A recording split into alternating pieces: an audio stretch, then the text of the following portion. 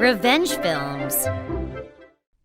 This was a story from when my daughter was in preschool. My name is Jessica, and 2 years ago we finally completed building the house where we currently live. At the time, my daughter Ashley was in preschool, and our next-door neighbor also had a child that was attending the preschool that Ashley was about to transfer into. That was how I became friends with my next-door neighbor, Michelle, due to our 2 daughters. My family had originally moved to this town because of my husband's work situation. And I didn't know anything about this town, nor did I know anybody in it. And knowing that we were new around here, Michelle was always really thoughtful of us, and she often reached out to help us get better acquainted with the local neighborhood. My husband, Kevin, and I were really appreciative of her help. One day, Michelle said that she was going to host a tea party with the other fellow moms from the preschool, so I decided to join for the very first time. So, Jessica, you're good friends with Michelle, is that right? I didn't know you guys were so close. Sitting next to me was a woman named Karen, whom I had only ever made minimal small talk with before, and she started talking to me by saying that. I thought it was quite abrupt and a strange way to ask a strange question, but I didn't want to be rude, so I replied, "Well, I suppose you could say so, since we just moved into this town and we don't know anything in this area. Michelle's been really helpful to my family and has been showing us around. She's been good to us." I tried to keep it vague in Michelle's living room, as there were multiple fun conversations happening around Michelle, and the moms were all enjoying casual catch-ups. I did feel that Karen seemed a little bit off. She was the only one that didn't seem like she was enjoying herself very much. Thanks to Michelle and her invitation to the tea party, I was able to make more friends amongst the other preschool moms, which I was happy about. But as I got to know more about the situation amongst the moms, I came to learn that within this preschool, Michelle was known as being part of the top class, and that the moms were divided into some strange hierarchy. Before we moved to this town, I remember at the previous preschool that Ashley was attending that there were a lot of arguments and fights between the moms and their social hierarchy. And so I didn't really want to get involved in any problems like that here. But at the same time, I simply enjoyed Michelle's company, and I really liked her as a person. And she had been nothing but helpful towards me. So I wanted to continue my friendship with her, and I continued hanging out with her. However, that all changed one day when I went to go pick up my daughter from preschool as usual. Just as I was arriving at the preschool, I happened to cross paths with Karen. There would have been nothing noteworthy about that until all of a sudden, just as I was about to greet her and walk past her, out of nowhere she punched me at full strength in the head. It was truly so sudden and unexpected that myself and everybody that was around me completely stopped in their tracks. I couldn't wrap my head around what had just happened. I froze on the spot, unable to understand what was going on, when Karen opened her mouth and started yelling at me. Who the hell do you think you are?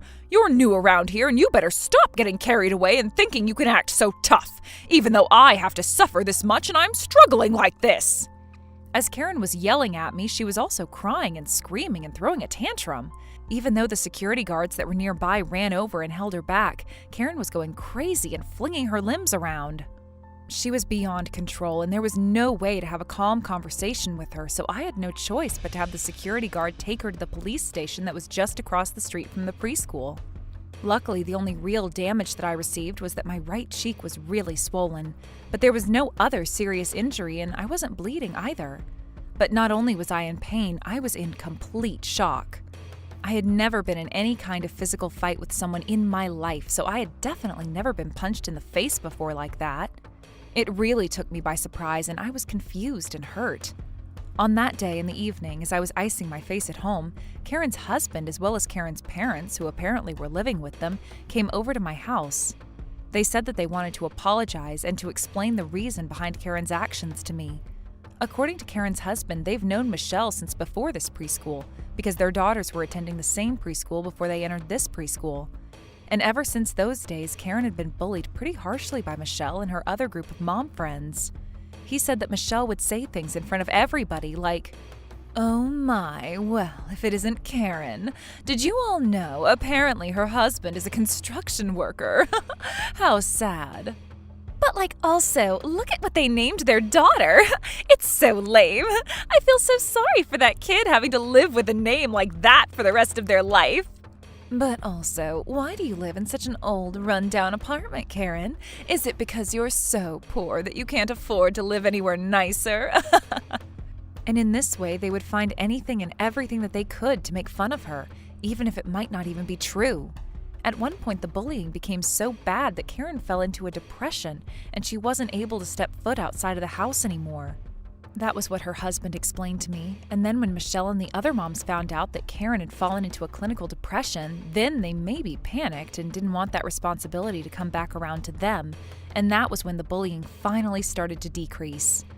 Over the last year or so, the bullying had calmed down enough that Karen was finally able to step foot outside of the house again, and slowly able to start coming back to the preschool and socializing with some of the other moms. Right around that time was when our family had moved into this neighborhood, and Karen saw that Michelle and I were getting along really well.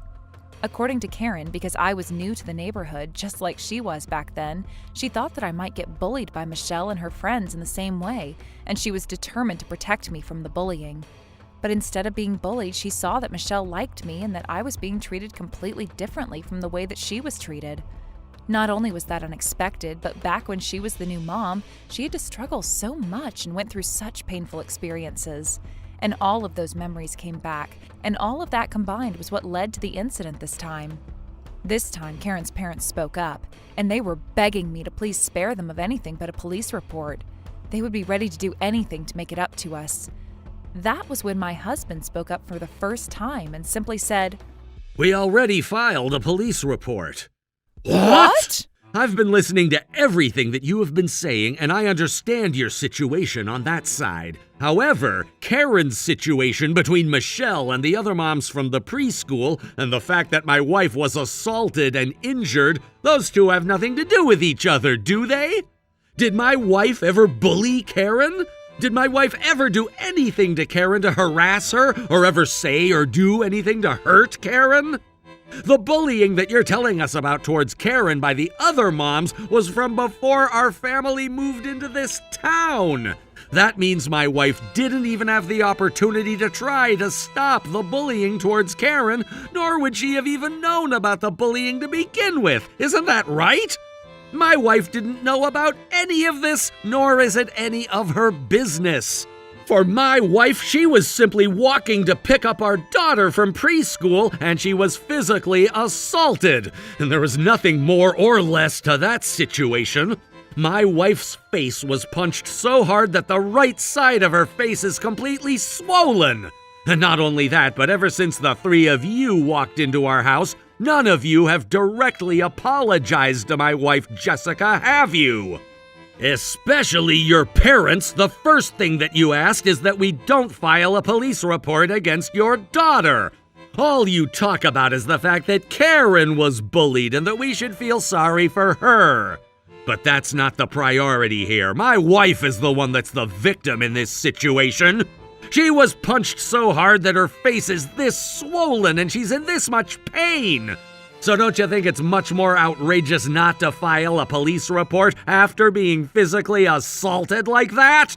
My husband went on a rant, very calmly like this. That was when Karen's husband and her parents gasped and fully grasped the situation, and all of a sudden, suddenly started apologizing.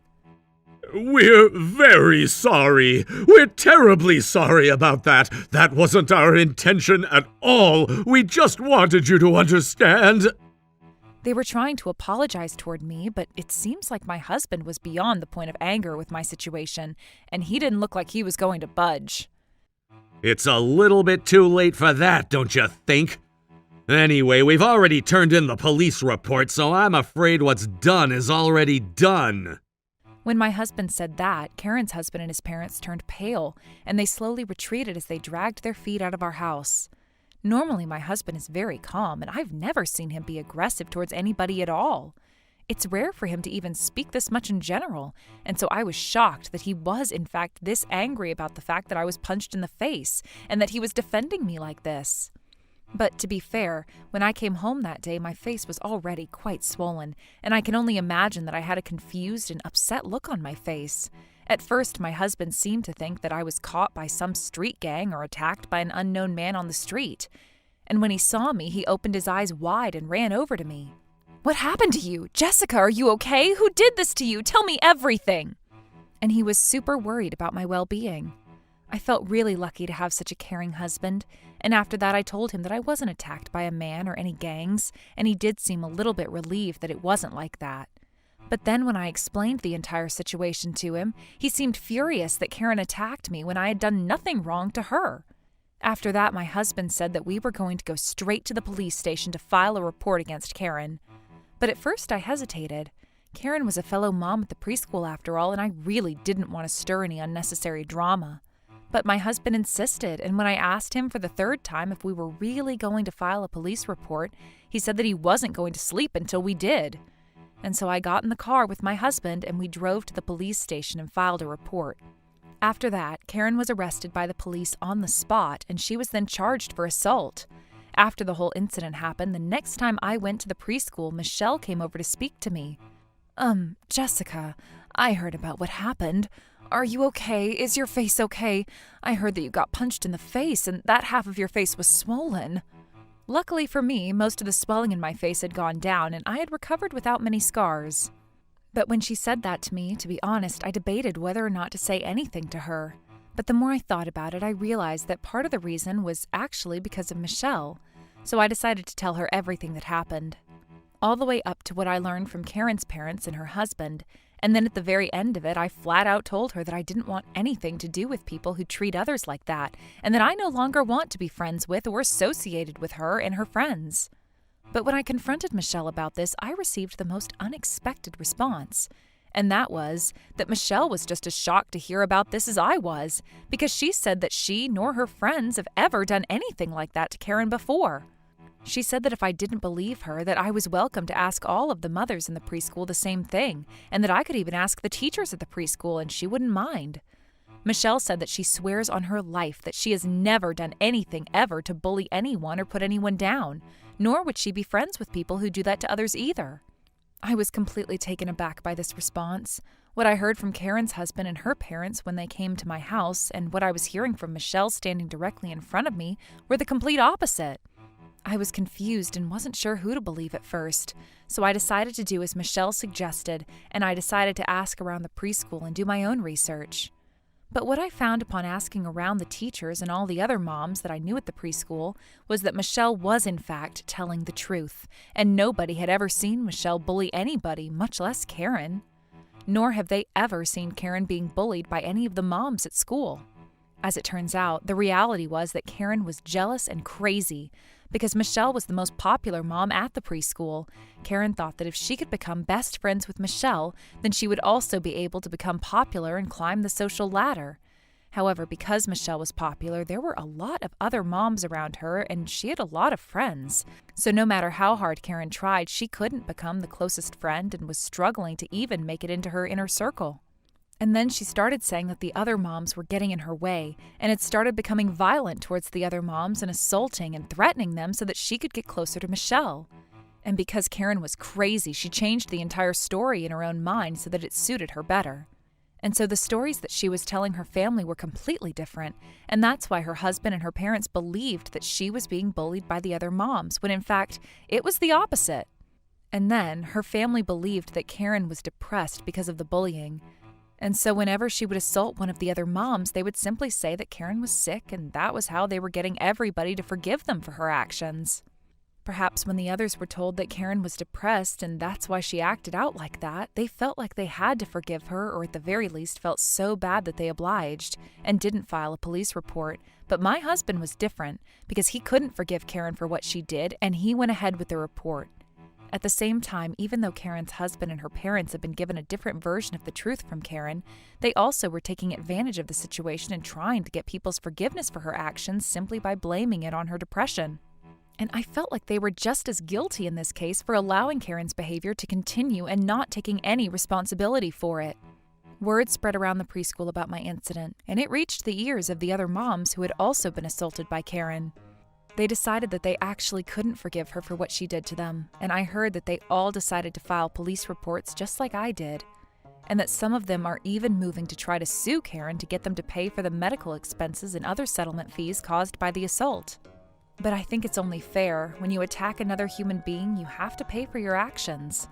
Luckily for me, my husband wasn't going to forgive Karen for punching me in the face, and so I was able to file a police report immediately after my incident.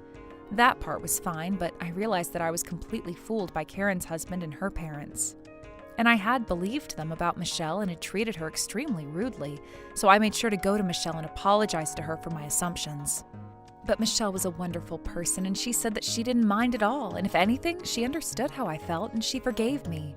I was really glad to have a friend like Michelle, but I also deeply regretted doubting her and believing what I had heard about her like that when she had been nothing but good to me since the day that I moved. After all of that, Karen was sued by a number of the other moms, and they all filed police reports, and in the end, her daughter was asked to leave the preschool. Karen and her family quietly moved out of town with a criminal record on her name. I heard a rumor that she ended up admitted to a mental health hospital, but I think that might have been better for her. After Karen and her daughter left the preschool, I was able to continue my friendship with Michelle and the other moms. I really looked up to Michelle as a person, and perhaps because I admired her so much, I was roped into this incident. But I really am glad that life at the preschool is peaceful once again. And although my husband didn't say it directly, I also realized just how much he cares about me, and I must admit that that was nice to see too. I'm Patrick. After high school, I got a job, and now I'm 23 years old. I met Maddie at a party 5 years ago, and since then we've been seeing each other, and for the last 6 months we've lived together. We had ups and downs, but we always supported each other. Now that we've saved up enough money for our new life, and I've gotten comfortable with my job, we've decided to take it to the next level: marriage. We decided to see her parents to make the announcement, and the day came. I tried my best behavior, language, and to show them the utmost respect. Thank you for this opportunity to meet you and to introduce myself. I've been seeing your daughter for the last 5 years, and we decided to get married. I intend to build a joyful life with your daughter. I appreciate your continued support. After hearing me, her father looked at Maddie and asked casually, "Why is it him?" His reaction was somewhat unexpected to Maddie and me. I thought he was against me and was gonna say something, but... No, I mean, if you and Maddie decided, we're not going to interfere, but it was pure curiosity. By the way, Patrick, you went to work for a small company after high school, right? Yes, I did. And you're in the same position after 5 years. I didn't understand what he meant to say. If you worked for a big corporation, I'd understand. There are competent workers in big companies. After 5 years, one could still be climbing the corporate ladder. But if you're doing the same thing for 5 years in a 100-employee factory, I wonder what your future will be.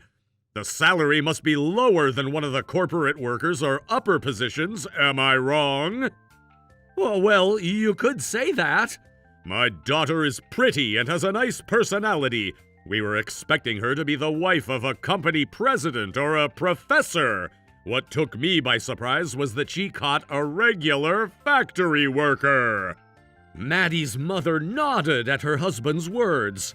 Also, you're a high school graduate, aren't you? I'm sure you're aware that me and my father went to college. All of my family did. We were hoping my daughter would understand these things and bring home a college grad. It's not that we are against this marriage, but a high school graduate. It got me thinking. I'm sorry to say this, but academic background isn't everything. Actually, yes, it's objective evidence. It proves an accomplishment. You might want to acknowledge that you lack something as a man compared to the college graduates. Patrick is a good, reliable person. Maddie tried to be supportive, but her parents didn't listen to her at all. We tried to make them understand that we're meant to be and couldn't think of anybody else for each other. I got frustrated and raised my voice a little bit. Then her parents looked startled. No, we didn't say that we're against your marriage, did we? He's right. We just wondered why she had to choose a high school grad whose future is uncertain, that's all. It's a reasonable concern as parents, isn't it? She's right. Can't you understand that a father is concerned about a daughter's future? I came to be blessed by you, but you're rude and sound like you disqualified me as a human. That would upset anyone. I never argued like this before, but these in-laws were much more difficult than I thought. But I tried to end it on a good note. A few days later, her parents came for a surprise visit late at night. Hi, is it okay if we come in? Is there something wrong? They didn't answer, but let themselves in. Maddie and I were stunned. We have something important to discuss, Patrick. At this hour? Is it urgent? Is there any reason for you to be upset that we came by unannounced? No, it's just unusual. You high school graduates don't have any flexibility. We came all the way because we have some important things to tell you as a new member of my family. Then he handed me a thick document. It was titled, Family Rule Must Be Strictly Observed. Excuse me, but what is this? Then he opened the first page and pointed to a part. You must obey this. Your child must go to college. Needless to say, schools for the retarded are not counted. Then on another page, I understand it can be hard with your income, but your child must go to private schools all the way. Wait a minute, you can't decide that for us. Don't worry about it, you have a good mentor. We can't help you with money, but we have a good background. We may be able to pull a string. You came over unannounced late at night, handed over these thick papers. I don't think it's normal behavior of someone with common sense. And I made them leave. Maddie apologized to me for her parents' rude action. She also called her parents to say, if you continue your rude behavior to Patrick, I will no longer be your daughter. Thankfully, that late-night visit was only once. They didn't push this family rule to us anymore, but it didn't mean they stopped. We planned a dinner meeting for both of our parents. The dinner for 6 of us started well, but when I mentioned our marriage, Maddie's father dropped a bomb. We did a background check on Patrick, but nothing came up. No debt, no infidelity. Followed by her mother. We are still not happy with his high school grad status, but some people are worse. The rest of us were startled by their comments. What are you saying? We ordered a professional background check on you so there would be no worries. Don't worry about it. It wasn't cheap, but we're not going to send the bill to you. Did you check on me? Not only you, but your parents as well, just in case. It's only natural when we become a family, even though it's in-law. We wanted to make sure they didn't have any criminal record or behavioral problems. Otherwise, we could become a target for the public.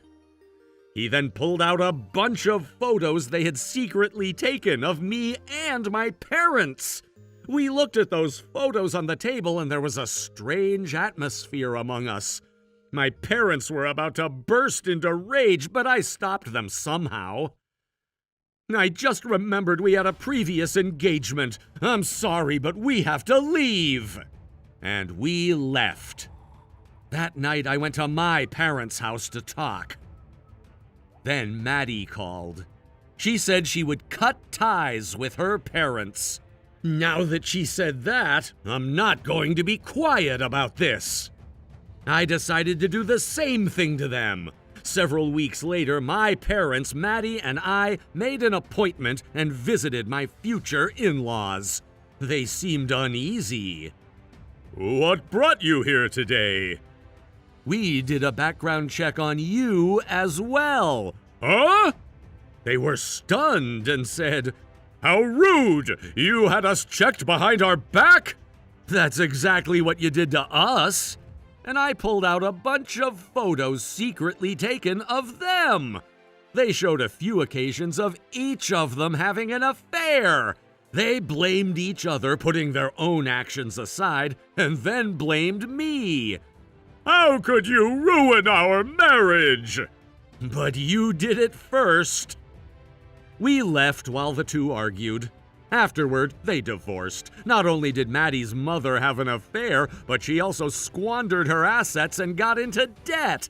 The two of them demanded compensation from each other, and things got messy. Both of Maddie's parents ended up having to pay their lovers' spouses about $30,000 each in compensation. Maddie saw no remorse in her parents' behaviors and cut her ties with them.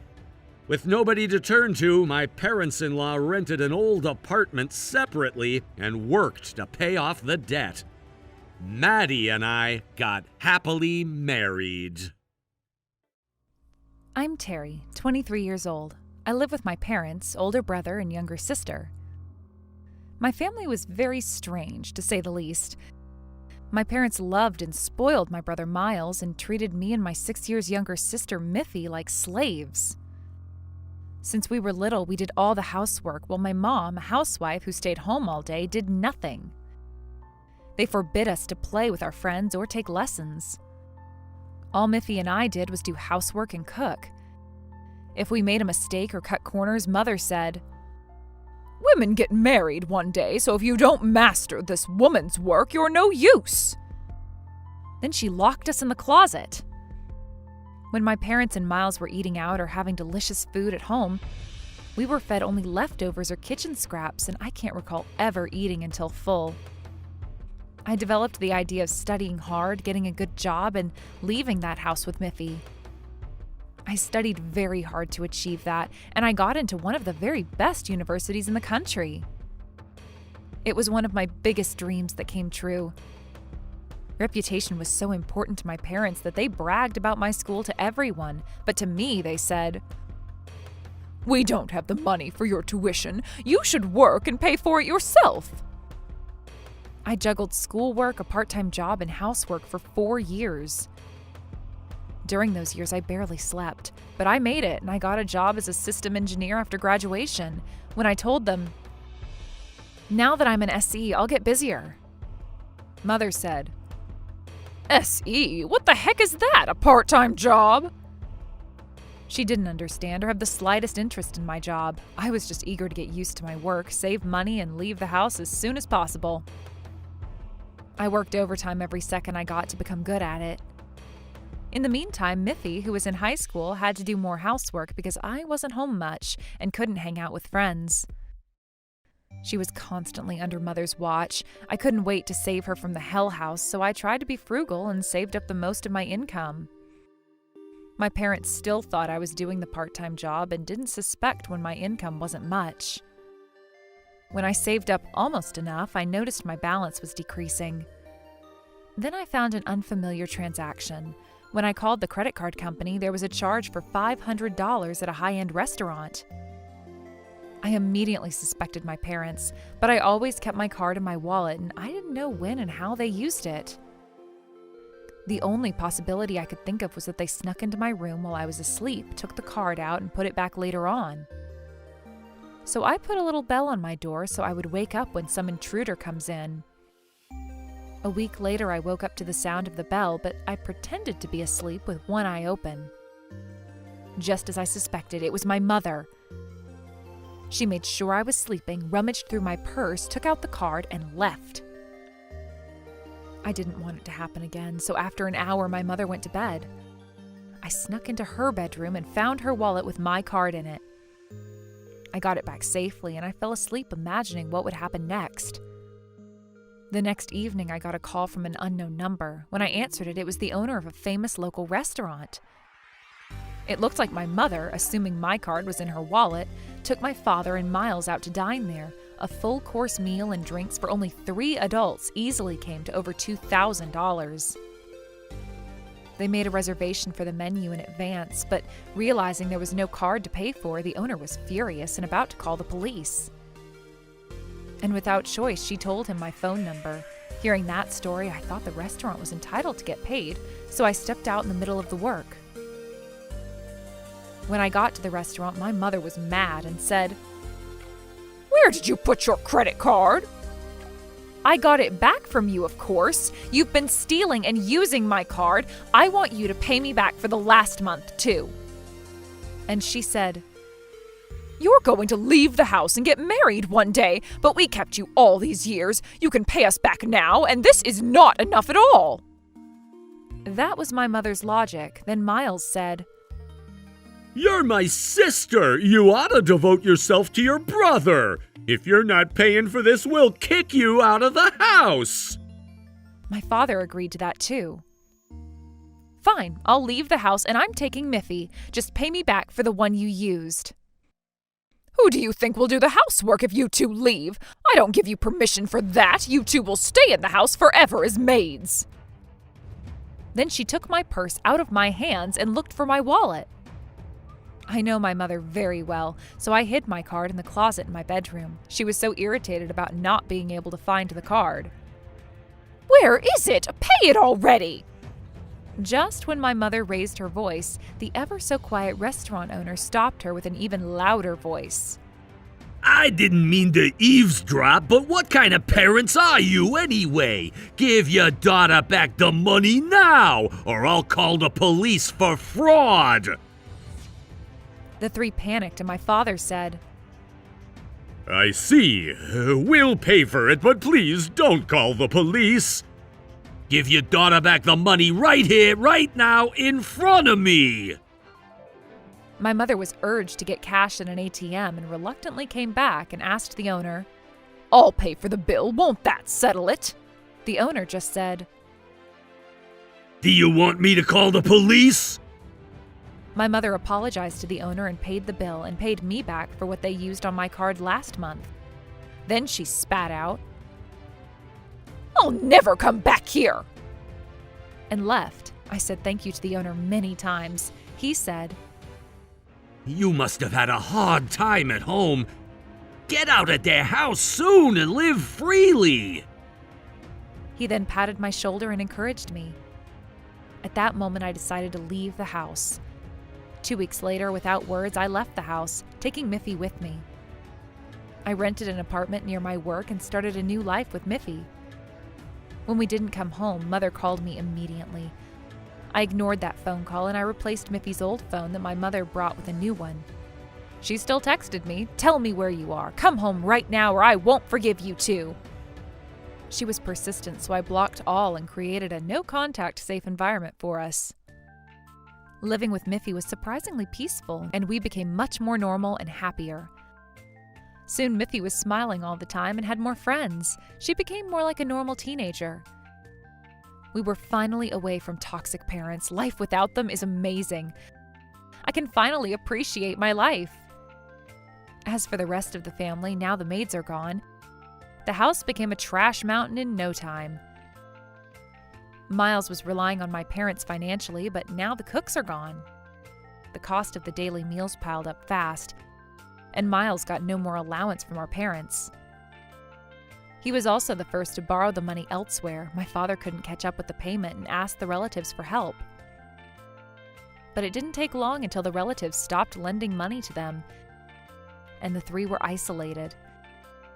At that moment, Mother and Miles were doing part-time jobs to pay off the debt. Miffy and I would never go back to that home, which is now an infamous trash mountain house in the neighborhood. When I was a first-year college student, I landed a job at a small restaurant. It was part of a chain, but the place itself was cozy, run by a tight-knit team. The manager at the time was a seasoned gentleman in his 50s, kind and competent, the type of boss who made work enjoyable. But then he got transferred. That's when everything started to unravel. The new manager was about 30, and he was the complete opposite of the previous one. He embodied the worst of the old-school sports team mindset, where strict hierarchies and unquestioning obedience reigned supreme. Even the slightest disagreement, no matter how reasonable, would send him into a furious tirade. If someone broke a dish during their shift, he'd rush over, not to check if they were okay, but to scream loud enough for the entire restaurant to hear. Yet he had a glaring double standard.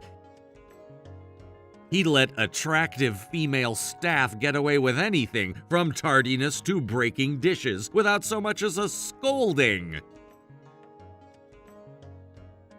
Needless to say, morale hit rock bottom. We all found ourselves tiptoeing around his mood swings just to make it through our shifts. One day my bike got a flat tire during my shift. I explained to the manager that I needed to leave it in the back for the night since I couldn't take it home right away. His reaction? Explosive. "You think customers don't need that space? How are you gonna take responsibility for this?" he yelled. I tried reasoning with him.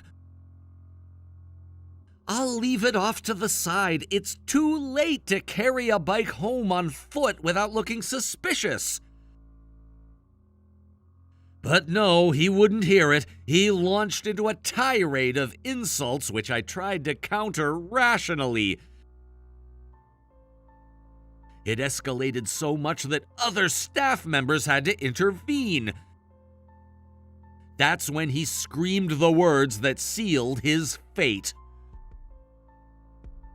"If you don't like it, quit! You're all replaceable!" Then turning to the rest of the staff, he added, "You can all leave too if you have a problem." And so we did. One by one, every single staff member walked out that night, including his favorites and even long-time employees who had been with the restaurant for over a decade. The next day, curiosity got the better of me, so I swung by the restaurant. The place was closed, even though it was supposed to be open 24/7. While I stood there, one of my former co-workers showed up. We both burst out laughing at the absurdity of the situation. The entire staff had quit, and the place couldn't function without us. About a week later, I got a call from someone claiming to be the district manager. He asked me to come to the restaurant for a discussion. Though I'd already quit, curiosity won again, and I decided to go. When I arrived, the place looked abandoned. Perishables were gone, and the air felt stale. I found the district manager waiting with the ex-manager and a few former staff members. Apparently, the ex-manager had told the district manager that we'd boycotted the store after being called out for slacking. He spun a wild story about us stealing food and being unprofessional. I calmly debunked his claims, laying out the entire truth. His temper, his favoritism, his borderline harassment of female staff. Even the ex-manager's favorite backed me up, sharing how he'd pressured her to go on dates. As I spoke, the district manager's expression darkened. When I finished, he turned to the ex-manager and said, "This doesn't match what you told me." The ex-manager, realizing he was cornered, lost his temper yet again, yelling at me and even lunging as if he was about to hit me. The district manager stepped in, grabbed him by the collar, and dragged him out of the room. Minutes later, the district manager returned, visibly calmer. He looked at us and said, "He's fired. He won't be stepping foot in this restaurant again. I need you all to come back. This place needs you more than it needs someone like him." He even sweetened the deal, offering to increase our hourly wage by $2. Apparently, our location had one of the highest revenues in the chain, and they couldn't afford to replace all of us with inexperienced hires. After some discussion among ourselves, we agreed to return. It felt good to know we were valued, and even better when the old manager, the kind one, was brought back to oversee the place. As for the ex-manager, he didn't just lose his job. The harassment claims against him led to a lawsuit, and he ended up paying a hefty settlement.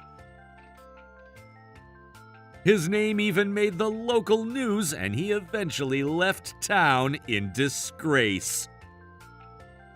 Honestly, good riddance. Thanks for watching. If you enjoyed this story, don't forget to like, comment, and subscribe. I'll see you in the next video. One day, I walked into a jewelry store to buy a gift for my girlfriend. As I entered the store, a salesperson approached me, looking at me up and down. I was wearing a t-shirt and jeans as usual, and asked him to show me something. Then he stared at me and told me this, chuckling. "Excuse me, but I don't think this is for you." I was offended and talked back to him. "Excuse me? On what ground are you saying that? Isn't it a customer's choice how he dresses or what he buys? With that attitude, I don't think this job is for you." "I don't think you understand." Then another customer walked in. He wore an expensive watch and suits which were apparently high-end. The rude salesperson walked up to the customer immediately and talked to him very friendly. "Hi, how are you today? Can I help you?" And the customer asked him to show him the same necklace which I asked him to show me first. "Right away!" The salesperson pulled it out from the showcase and showed it to the customer. "Hey, I asked you to show that to me first," I told him. He looked so irritated and said, "You don't get it, do you? Someone like you could never afford this. That's why I didn't show it to you. You're wasting my time. Go home." He showed his true colors. I was resentful, but at that moment another salesperson came out who looked young and new.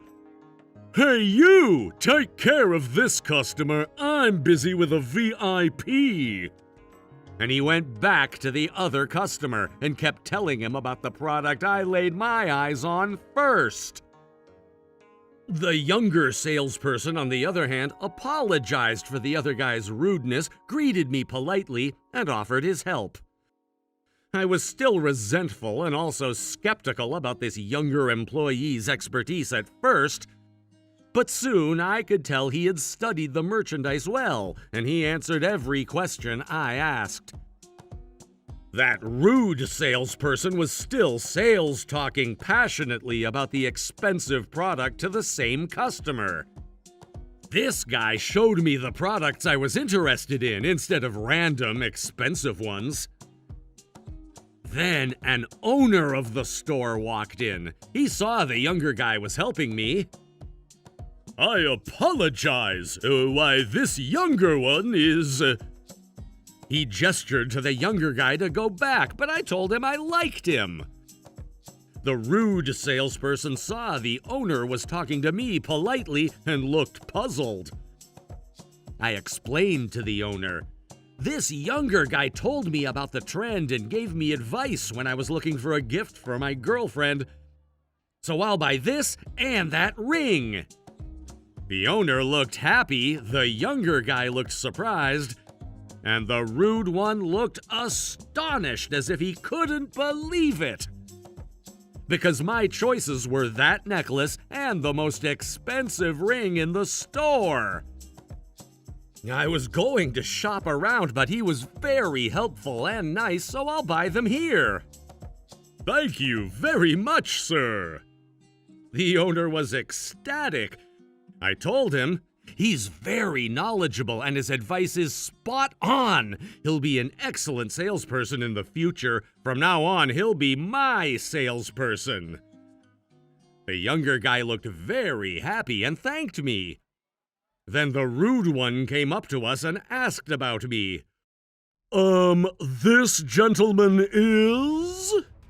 The owner said, "He's the owner of an IT company. He recently came back to Japan to open a branch. My business associate introduced him to me the other day, and I told him about my store, and here he is. Thank you for coming to our store so soon."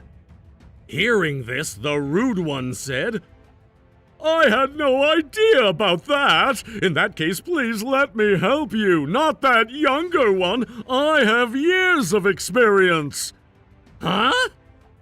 He said to the younger guy, "You go take care of that customer over there. I'm gonna take care of this gentleman." But this gentleman said, "You're too early and inexperienced to help this VIP, isn't that right, sir?" Now he's all smiling. There must be some sales goal in any store or he wouldn't come near me. The younger guy couldn't say anything to his senior employee and was ready to walk away. So I stopped him, saying, "Stay here, please.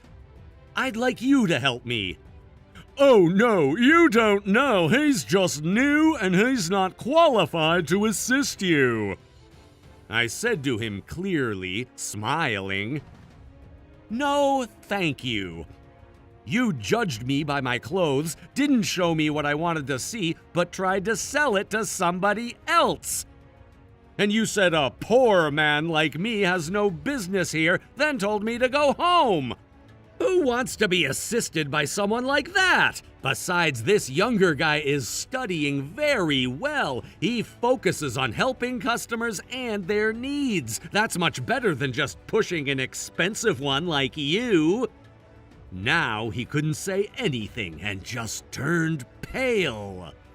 "Is that true?" The owner was furious and pointed at the door. "You're fired! It's unthinkable to judge customers by their looks. You're the one who should go home. Go home now!" So his dismissal was decided right then and there. He ran out of the store, and the owner apologized to me sincerely. But the new salesperson made up for my bad experience there. I couldn't understand how he thought I would like his help after he said all that to me. He probably thought that I would be more comfortable if I were assisted by an experienced salesperson than a brand new worker, but that is just not possible. Since then, I started using the store, and I proposed marriage to my girlfriend with the ring I bought there. And it went very well. She loved my gifts.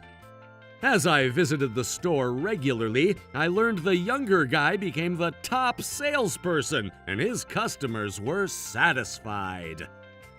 As for the rude one, After the owner fired him, he looked into the performance of the rude guy and discovered that he had embezzled sales revenue from new employees and other staff members and recorded it as his own. He was ordered to return the money on top of the compensation. That one was an incredibly low human being. After he was fired, his reputation spread fast in the retail industry. He couldn't get hired in any store. I heard that he went back to his hometown. He got what he deserved. Hi, everyone. Today, I want to share a story about my sister-in-law, Megan, who caused me no end of frustration. My husband Chris and I live together, just the two of us, with no kids yet. We have a great relationship, but Megan was a constant source of stress. You see, she had this annoying habit of borrowing my clothes and accessories without asking. At first, it wasn't too bad. She mostly took old magazines or secondhand clothes I was planning to get rid of, so I didn't make a big deal about it. I just told her, please let me know before taking anything next time. But my leniency only encouraged her. Soon she started helping herself to anything she fancied, even digging through my closet to find new or limited edition items. Megan had a knack for targeting trendy boots, bags, or other items that only women our age would truly appreciate. When I complained to Chris or his mom, they brushed it off. Things came to a head one day when Megan pulled out a dress I hadn't even worn yet. She showed it to Chris and asked, "Hey, do you think I can wear this today? It's perfect for my outfit." To my horror, Chris replied, "No, it's just clothes. Why not share? She's family after all." That was it. I snapped. "Enough already! Why do you keep taking my things without asking?" I shouted. Megan, clearly startled, tried to defend herself. I'm just borrowing them, right, Chris?" Come on, it's not a big deal. Can't you two just get along? Chris chimed in. But I wasn't backing down this time. "Do you really think this is okay? Megan, you don't have anything of your own to wear, which is why you're constantly taking my clothes, isn't that right?" She denied it, of course, but I knew the truth. Megan spent nearly all her money following her favorite band, leaving her with nothing but cheap, worn-out clothes. Chris, trying to calm me down, said, "It's just clothes. Let's not overreact." Megan, sensing an opportunity to escalate things, smirked and said, "Wow, Chris, marrying someone like Emma was a mistake, huh?" That was the final straw. I snapped. "Just clothes? Do you know what this dress means to me? My grandmother saved for years to buy it for me, thinking I'd want something special to wear when I grew up. It's not just fabric to me, it's priceless. If you can't understand that, you have no right to take anything of mine. Get out of my house!" My outburst shocked them both. Chris finally realized the gravity of the situation and apologized, even getting down on his knees to show he was serious. Megan, too stunned to argue, was sent back to their parents' house. But honestly, I wasn't satisfied. Chris had enabled this behavior for so long, despite my constant objections. So, a few days later, while Chris was away on a business trip, I had my brother over. I let him borrow some of Chris's clothes and a watch, just to make a point. When Chris returned, he immediately noticed. Where's my shirt and my watch? "Oh, I lent them to my brother," I replied casually. You've got to be kidding me! "What's the problem? It's just clothes. You didn't seem to mind when Megan took my things." Chris was visibly uncomfortable. He's pretty particular about his belongings and doesn't even like wearing secondhand clothes. But your brother's practically a stranger! So my little lesson hit home. But that watch is expensive! I added, If you're that upset about my sister, I'll make sure she's never allowed here again. "By the way, for every item Megan borrowed without returning, I'll be lending out something of yours. Fair's fair, right?" Chris turned pale. The very next day, he went to his parents' house and told Megan she was banned from entering ours again. When their dad found out, all hell broke loose. Megan was forbidden from attending any concerts and was ordered to return everything she had taken. She also had to pay me monthly compensation from her salary until she made up for the trouble she caused. Megan was devastated. Her parents even confiscated her concert outfits and put her on a strict dress code. Plain t-shirts and jeans only. Meanwhile, Chris couldn't stop thanking me for helping him see the bigger picture. And as for my brother, he was thrilled. Chris has great taste in clothes, and my brother always returns things in perfect condition. So, that's how I finally put an end to Megan's antics.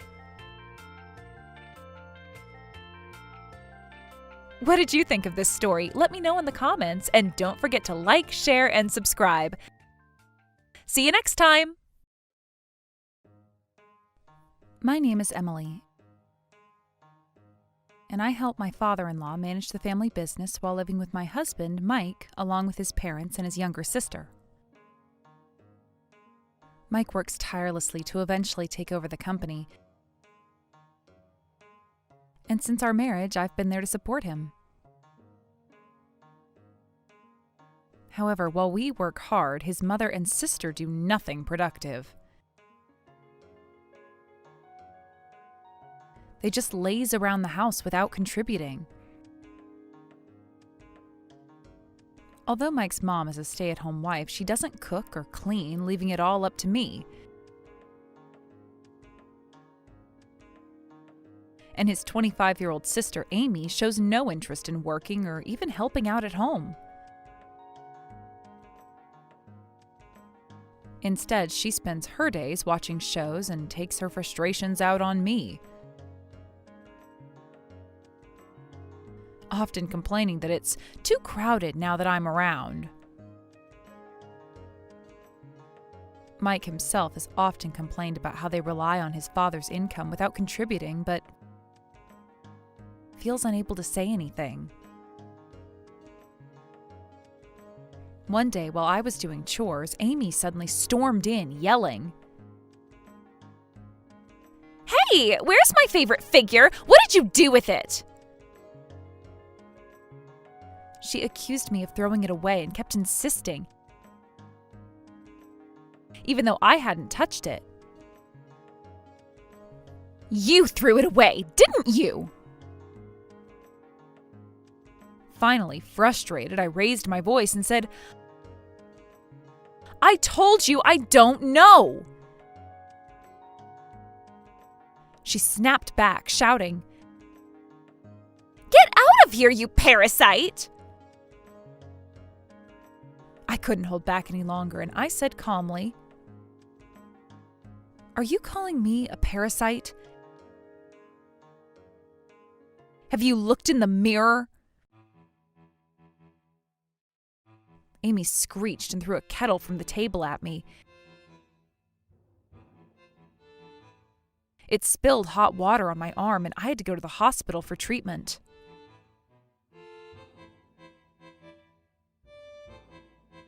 When I told Mike what happened, he came with me to the hospital and was furious. What you did was a crime! Linda came into the room trying to stop the argument. What's all this noise about? She asked. Amy immediately spun the story. She threw away my figurine, so I got back at her, then she played the victim. Once we got home, he confronted Amy, yelling. Their mother stepped in to defend her, blaming me, saying, "How dare you act superior when you're just his wife?" They were still shouting when Mike's father came home. Quietly, he just said, "Stop it! Let's eat!" His calmness struck me as strange. Normally he's strict about fairness, yet here he didn't even scold Amy or his wife. Mike was confused too. Dad's behavior was weird. He's usually the first to stand up for what's right. The next day, with my burn still hurting, I stayed home from work. Mike's mom had gone on one of her frequent trips, leaving Amy and me alone. I tried to avoid her as much as possible, resting to catch up on sleep.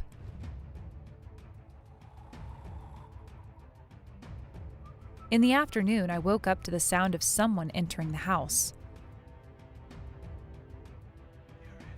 Surprised, I walked into the living room to find Mike's parents there. His dad calmly handed his wife a document and said, "Sign this." It was a divorce paper. She started making excuses, claiming she just ran into an old friend. But her face betrayed her. Amy walked in, saw the scene, and panicked. What's going on? Divorce? It turns out that Mike's dad had been suspicious about her frequent trips and had discovered she was cheating. He'd even followed her to the airport and caught her with another man. Now he'd had enough. He said, "Take Amy and leave." Amy, however, insisted on staying, saying, "I'm not leaving with her." Mike's dad turned to her and said, "You've been freeloading off your brother and treating his wife horribly. You're not welcome here." Ignoring her protests, he made her pack up and leave. Mike's mom pleaded, saying it was a momentary lapse in judgment, but her affair had involved someone from the company's partner firm, which could harm the business. His dad firmly refused to forgive her, and she left crying and taking Amy with her.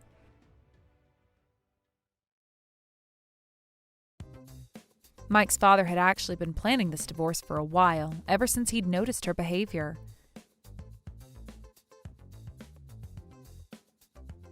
Amy's attack on me only solidified his decision.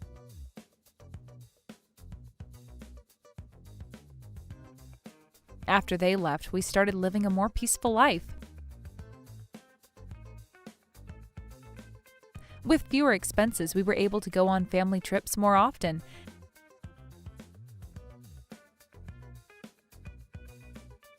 And I even became pregnant with our first child.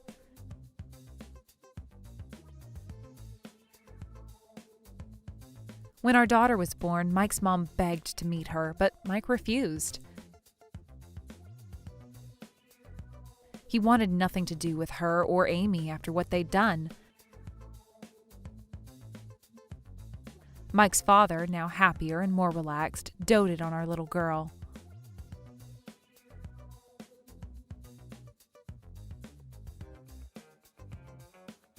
Without their freeloading influence, our home feels much happier, and I can finally appreciate the peaceful life we've created.